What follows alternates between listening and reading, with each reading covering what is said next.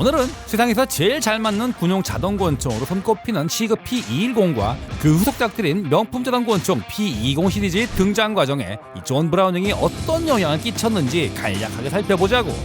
그 전에 먼저 탄생하자마자 프랑스군으로부터 버림받은 하이파워의 뒷얘기부터 해야 하지 않겠어? 기껏 프랑스군이 요구하는 대로 만들어줬더니 왜 그랬대? 그 부분은 전쟁기념관 최용관 학예사님이 설명해 주실 거야. 사실 프랑스한테는 다른 속셈이 있었습니다. 자기네 회사 밀어주기였는데 그렇게 나온 게 바로 밀레 1935A입니다. 프랑스의 알자스 공업소에서 만든 권총인데요. 이 권총은 어떻게 보면은 프랑스군의 그 당시 요구 조건에 그렇게 부합하는 권총은 아니었습니다. 어라? 저 모델 1935A 말이야. 시그 P210이랑 되게 비슷하게 생겼는데? 시그사에서 모델 1935A의 특허를 구입해서 만든 게 P210이거든. 하이파워가 탈락한 이유가 있었구만. 에? 세상에서 제일 잘 맞는 군용 자동 권총 P210의 베이스가 됐을 정도면 1935A의 성능도 그만큼 뛰어났다는 얘기잖아. 문제는 이 프랑스군이 애초에 내걸었던 요구사항이 이 최종 평가 직전에 변경됐다는 거야. 이 변경사항에 맞춰서 제작된 1935A의 스펙은 하이파워랑 전혀 달랐는데, 일단은 매거진 세이프티도 없고 탄종이 9mm 이상이어야 되는데 이건 7.65mm입니다. 대신에 탄피 길이만 좀 길어진 7.65mm 롱탄을 사용을 하고, 장탄수가 제일 문제인데 10발 이상을 원했으면서 이거 8발밖에 안 들어갑니다. 와, 이게 프랑스군이 완전 제대로 뒤통수를 쳤구만. 존 브라우닝 같은 거물급 인재까지 영입해서 하이파워를 개발한 FN사 입장에서는 이게 완전 열받았겠는데? 꼭 그렇지도 않아. 1935년에 이 벨기에군이 브라우닝 하이파워 자동 권총을 제식으로 채택했거든. 이후 영국군이 하이파워를 제식으로 도입해서 라이선스 생산을 시작했고, 2차 대전이 발발하고 얼마 안 돼서 이 벨기에를 점령하고 FN사를 접수한 나치도 이 하이파워의 진가를 알아보고 준 제식으로 사용했지. 지금껏 하이파워를 군용이나 법 집행 기관용으로 사용한 나라만 100여 개국에 달할 정도니까 아마 인류 역사상 가장 광범위하게 쓰인 소화기라고 해도 과언이 아니야. 근데 왜 프랑스군만 그 진가를 못 알아봤대? 뭐 나름 사정이 있었지. 1차 대전 때 이 프랑스가 옆 동네 독일을 상대로 4년간 버티면서 이 사상자만 500만 명이 나왔을 정도로 어마어마하게 당했잖아. 뭐 그렇지. 그 독일군이 9mm 파라벨룸탄을 제식 권총으로 쓰는 마당에 만일 이 프랑스군까지 9mm 파라벨룸탄을 쓰는 총을 제식으로 도입했다가 독일군에게 총을 노획당하면 어떻게 되겠어? 아이고, 환장하시겠네. 공격해서 이길 생각을 하고 노획당하면 어쩌나 그런 걱정했던 거야. 하긴 뭐 정강기 때 프랑스가 독일군 막는답시고 마지노선 만든 거 보면 대충 할만하네. 그렇지. 근데 프랑스군이 새로 도입했다는 권총탄은 이게 정체가 뭐지? 7.65mm 롱, 이 불어로 롱게탄이라고 하는데, 프랑스군이 이걸 채택한 데에는 존 브라우닝의 화력쇼가 한몫 단단히 했어. 그건 또 뭔 얘기야? 1차 대전 당시 이 프랑스를 지켜내는데 가장 큰 활약을 했던 미군의 보병 화기의 상당수가 이 존 브라우닝의 손끝에서 탄생을 했잖아? 뭐 그렇지. 1912 피스톨부터 M1918 BAR, M1897 트렌치건, M1917 수랭식 기관총까지 존 브라우닝이 전부 하드캐리했지. 유일하게 존 브라우닝의 손길이 닿지 않았던 영역이 소총인데, 이건 그 당시 보병들의 주력 소화기가 이 수동식 볼트 액션 라이플에 머물러 있었기 때문이라고 볼 수 있어. 존 브라우닝의 주특기가 자동화기였다 이거지? 그렇지. 그런데 1차 대전이 끝나고 2년 뒤인 1920년 이 존 브라우닝이 프랑스 르망 지역에서 반자동 카빈을 하나 선보이셨어. 존 브라우닝이 이런 총도 만들었어? 이 총에 대해 설명하려면 1차 대전 당시 미군이 비장의 카드로 준비했던 무기부터 썰을 풀어야 되는데, 바로 이놈이야. 페더슨 디바이스. 스프링필드 M1903에 붙여 쓰는 변신 키트 말이지? 맞아. 이 평소에는 강력한 3006탄 넣어 쓰다가 이 참호정 같은 근거리 전투에선 원래 달려있던 노릇을 떼어내고 이 페더슨 디바이스만 꽂으면은 5연발 볼트 액션 라이플이 순식간에 40연발 반자동 소총으로 변신하는 신박한 물건이지. 바로 이 페더슨 디바이스 전용으로 개발된 3018탄이 모델 1935A에 쓰이는 7.6mm 롱게탄의 원형이 되는 놈이야. 미군이 개발한 탄이 프랑스군 권총탄의 모태가 됐다는 건데, 정작 페더슨 디바이스는 전선에 투입되기 전에 전쟁이 끝나서 실전 테스트도 못 해보고 대량으로 폐기 처분됐잖아. 그렇지. 하지만 페더슨 디바이스 전용으로 개발된 3018탄이 꽤 쓸만했는지 이 존 브라우닝은 살짝 묵직한 탄자로 교체한 3018탄 전용 반자동 카빈을 하나 뚝딱 만들어서 이 프랑스군에게 선보였는데, 이 프랑스인들이 반자동 카빈에 시큰둥한 반응을 보였지만 이 사용탄은 굉장히 큰 관심을 보였어. 그리고 15년 뒤인 1935년 9mm 파라벨lum탄을 쓰는 하이파워가 의문의 1패를 당하고 3018탄을 사용하는 모델 1935A가 프랑스군 제식권총으로 선정됐다 이거지. 자, 그럼 본론으로 들어가서 모델 1935A에 대해 알아볼 차례인데 누가 설계했나? 스위스 출신의 샤를 페터라는 분이야.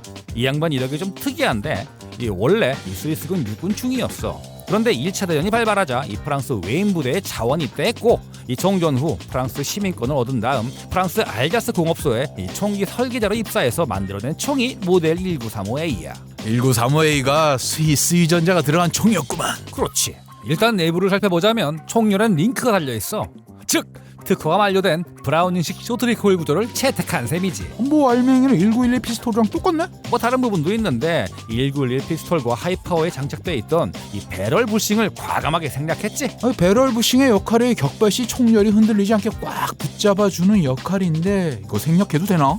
지난번 콜트 시리즈 70 영상에서 설명했듯이 이 부싱이 총열을 너무 꽉 물어버리면 총열이 상하로 움직이는 브라우닝식 쇼트리콜 작동 자체가 안 되기 때문에 이 통상적인 1911 피스톨들은 이 총열과 부싱 사이에 어느 정도 유격이 있어. 뭐 그니까 배럴 부싱을 생략하고 슬라이드 전면부에 이게 총열이 적당히 움직일 수 있도록 구멍만 잘 뚫어도 작동에 지장은 없다. 그렇지. 1911 피스톨보다 훨씬 심플한 구조인 관계로 이후에 등장하는 시급 P210과 220 시리즈 그리고 글록으로 대표되는 현대 자동 권총은 대부분 이 배럴 부싱을 생략하고 있지. 존 브라우닝의 손길이 닿은 마지막 자동 권총 하이파워도 부싱이 띄워진 구조였으니까 이야, 이게 샤를 페터가 이 부분만큼은 존 브라우닝보다 성견지명이 있었구만. 이 존 브라우닝은 하이파워 프로토타입을 설계할 당시 이미 배럴 부싱을 생략했었어. 그런데 이 존 브라우닝이 사망한 다음 하이파워 설계를 마무리한 뒤에 도는 사이브가 배럴 부싱을 굳이 추가한 거지. 1935A의 또 다른 특징 중에 하나는 이 해머 유닛을 모듈화해서 유지 보수가 1911 피스톨이나 하이파워보다 훨씬 간단하다는 거야. 그건 토카레프 때때30에서 먼저 선보였던 거잖아. 그런가? 그러니까 1935A만이 독창적인 메커니즘은 없어? 당연히 있지. 그게 뭔데? 풀랭스 리코일 스프링 가이드. 오리지널 1911 피스톨은 그런 거 없이도 이게 멀쩡하게 잘 작동하는데 저런 물건을 장착한 이유는 뭐야? 1911 피스톨은 힘이 넉넉한 4호경탄을 쓰는 관계로 이 슬라이드가 후퇴할 때의 운동 에너지가 상당해서 리코일 스프링이 꼬여도 이 힘으로 밀어 제낄 수가 있어. 그런데 7.65mm 롱게탄처럼 이 비실비실한 탄을 쓰면 리코일 스프링이 꼬여서 슬라이드가 후퇴하다가 멈추는 오작동이 날 우려가 있어. 그래서 풀랭스 스프링 가이드를 달아서 스프링의 꼬임을 방지한 거지. 뭐 슬라이드 움직임이 부드러워지겠구만. 맞아.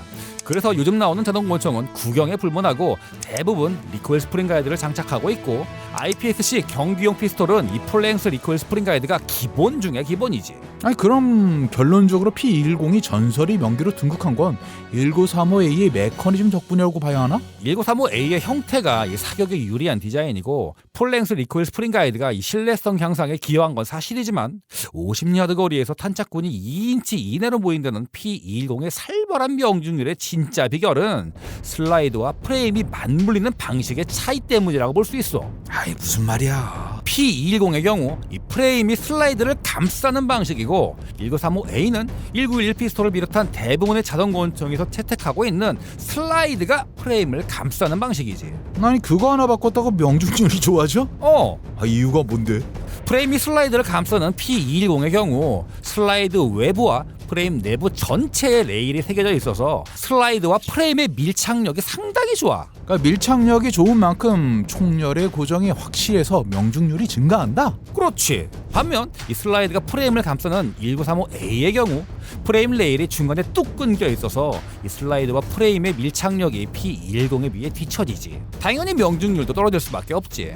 그러니까 1911 피스톨이나 하이파워도 슬라이드가 프레임을 감싸는 구조니까 P210에 비해 명중률이 떨어지는 구조라는 얘기인데, 그러니까 프레임 레일만 길게 늘리면 명중률이 올라가는 거 아니야? 뭐 안 될 거야 없지. 대신에 그렇게 하면은 이 슬라이드가 후퇴했을 때 프레임 레일이 외부로 노출돼서 이물질이 달라붙을 여지가 많아. 역시 스위스 테크놀로지. 존 브라우닝보다 확실히 이게 좀 섬세한데? 그건 아니지. 응? 이 존 브라우닝이 하이파워 프로토타입을 설계할 때 이미 프레임이 슬라이드를 감싸는 구조로 설계했거든. 봐봐. 그 양반 진짜 징하네. 아무튼 정리를 하자면 1911 피스톨이나 하이파워, 모델 1935A가 작동성과 명중률의 균형을 맞춘 디자인이라면 P210은 명중률에 더 중점을 둔 총이다. 이거지. 맞아. 그리고 P210의 또 다른 특징 중에 하나는 하이파워의 램프 배럴과 캠 방식 쇼트릴 코일 구조를 살짝 변형해서 차용했다는 점이야. 캠 대신 구멍을 길게 파놨구만. 그렇지. 참고로 이 명중률 면에서 둘째가라면 서러운 CZ75도 이 껍데기만 하이파워지 알맹이는 P10의 프레임이 슬라이드를 감싸는 방식과 총열 디자인을 그대로 따라했을 정도지. 그럼 P210의 혈통을 이어받은 P220도 이 방식을 그대로 물려받았겠네. P10은 가공 난이도가 높아서 가격이 너무 비싸. 좀 구체적으로 얘기해봐. P210 같은 구조가 제 성능을 발휘하려면 프레임과 슬라이드에 새겨진 레일 간의 유격이 완벽하게 일정해야 하는데 CNC도 없던 시절에 수작업으로 깎아낸다는 게 이게 보통 일이 아니거든. 하긴 CZ75야 체코가 공산국가 시절에 개발된 거라 인건비 따위는 안중에도 없었으니 얼마든지 대량 생산이 가능했겠구만. 맞아. 어쨌거나 P210은 이 성능만큼은 원탑이었지만 가격 경쟁력이 떨어져서 이 수출 실적도 별로였어. 결국 대대적인 개량에 착수했는데 슬라이드를 기존의 절삭 가공해서 정밀 프레스 공법으로 찍어내서 이 생산 단가를 확 떨어뜨렸어. 그리고 슬라이드가 프레임을 감싸는 통상적인 구조로 복귀했지. 그럼 명중률이 P210보다 떨어지잖아. 살짝 떨어지긴 하지. 대신 이 프레임 전체에 레일을 쫙 깔아서 슬라이드와 프레임의 맞물림은 여전히 타이트해. 덕분에 동급 군용 자동 원종 중에서 이 명중률만큼은 여전히 선두권이지. 가만. 저렇게 하면 슬라이드가 후퇴 고정됐을 때 이물질이 달라붙을 여지가 많다면서. 세상에 완벽하게 좋은 구조란 있다 없다? 없다! 이 프레임이 슬라이드를 감싸는 구조는 슬라이드 내부 공간이 비좁아서 이 이물질이 슬라이드 내부로 유입됐을 때 오작동이 날 확률이 높아. 그래서 대부분의 자동 권총은 슬라이드가 프레임을 감싼 구조구만. 그렇지. 그리고 P210이 P220으로 진화하면서 이 브라우닝식 쇼트리클 구조가 또 한 번 탈바꿈을 하게 되는데 한번 맞춰봐봐. 어디 보자. 총열이 하이파워 캠 방식으로 이게 복귀했네. 빙고! 이 또 한 가지 달라진 부분이 있어. 뭔데? 기존의 브라우닝식 쇼트리콜 구조는 이 총열과 슬라이드에 이 돌기와 홈을 만들어서 폐쇄시키는 구조였잖아. 그렇지. 그런데 이런 방식은 슬라이드 내부에 이물질이 유입됐을 때 이 홈에 파고들어서 오작동이 날 우려가 있어. 환장하겠네. 이렇게 하면 저게 문제고 저렇게 하면 요게 문제고. 그런데 이 P220은 그런 돌기와 홈을 싹 밀어버리고 약실과 슬라이드가 통으로 맞물리는 구조로 변경했어. 이걸 시그 사우어 시스템이라고 부르는데 기존의 브라우닝식 쇼트리콜 방식보다 단순하고 오염에도 강해서 글록을 비롯한 현대의 자동 권총은 거의 대부분 이 방식을 채택하고 있지. 이건 시그사의 오리지널 테크놀로지인가? 이 프랑스군 제식 자동 권총 선발전 당시 하이파워와 모델 1935A랑 경합을 벌였던 모델 1935S에 장착된 방식이야. 물론 그래봤자 이 존 브라우닝식 쇼트리콜 구조가 베이스지만 말이야. 오늘의 결론! 스위스에게 창의성은 없다. 그저 정밀하게 잘 만들 뿐. 정밀하게 잘 만든다고 해서 무조건 잘 팔린다는 보장이 없다는 걸 보여준 대표적인 사례가 P220이야. 썰 좀 풀어봐. 시그사가 야심차게 개발한 P220 4구경 버전으로 미국 시장에 처음 진출한 게 1977년이었어. 459경탄을 쓰지도 않는 유럽에서 459경 버전을 출전시켰다? 1911 피스톨을 대놓고 저격하러 보낸 거였구만. 사실 1911 피스톨보다 훨씬 진보된 총이었지. 더블 액션, 싱글 액션 겸용에 이 디코킹 기능까지 겸비하고 있어서 1911 피스톨보다 훨씬 안전하고 명중률도 1911 커스텀 피스톨과 거의 맞먹을 정도였거든. 거기다 이 외국산 총기의 배타적인 미국 총기 마니아들의 성향까지 고려해서 시그 사우라는 듣보잡 브랜드 대신에 미국인들에게 익숙한 브라우닝 암스를 통해 유통을 했고 총기명도 브라우닝 BDA로 바꿨는데 이 총이 안 팔리는 거야. 미국에 진출하자마자 대박을 친 글록하고는 게 완전 딴판이었네. 이유가 뭐야? 이 미국 총쟁이들이 극혐하는 프레스제 슬라이드나 그립 바닥에 달린 유럽식 탄창 범치를 실패의 원인으로 꼽기도 하지만 가장 큰 이유는 1911 피스톨이라는 벽이 예상외로 너무 거대했던 거야. 그리고 당시만 해도 1912 피스톨의 탄결림 이슈가 크게 부각되지 않을 때였고, 그리고 또 이 사격장에서 세련된 유럽풍 디자인의 P220을 꺼내든다는 건 이 미국 상남자들이 보기에 비 오는 날 이 스키니진에 우산을 쓰고 돌아다니는 거나 마찬가지였거든. 뭔 말인지 한 방에 이해가 확 되네. 물론 P220 후속으로 나온 P226이 1911 피스톨을 대신할 미군 차세대 권총 선발전에서 베레타 92와 치열하게 경쟁을 하면서 인지도도 확실하게 올라갔고, 이 내비실에서 P226을 제식으로 채택하면서 시그 P 시리즈에 대한 인식이 확 달라졌지. 그리고 세월이 흘러 시그 사우어 시스템이 탑재된 시그 P320이 세계 최강 미군 제식 권총으로 선정된과 동시에 현존하는 가장 진보한 군용 자동 권총으로 인정받았다는 점에서 우리가 알 수 있는 사실은 결국은 돌고 돌아 존 브라운이더라. 고생했고 지금까지 파란더 반장이었습니다. 감사합니다.